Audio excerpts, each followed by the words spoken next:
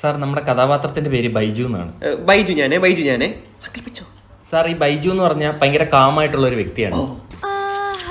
എടാ കാമടാ ശാന്തം. അതല്ലായിരുന്നില്ലേ? അനിയെ സർട്ടിഫിക്കറ്റ് ആക്കല്ലേ.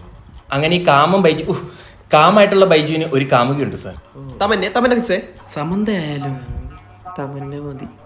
സാറേ, എന്ത് അഡ്ജസ്റ്റ്മെന്റ് നമ്മൾ റെഡിയാണ് കേട്ടോ. എറിഞ്ഞു കൊന്നുകളയും സാർ പറഞ്ഞു.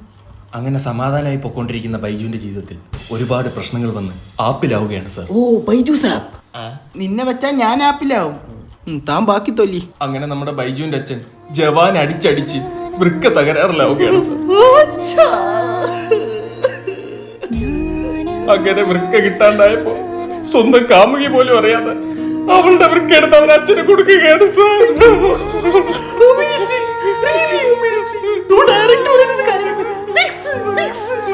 ഇറങ്ങിപ്പോടാ സാർ, നിന്നെ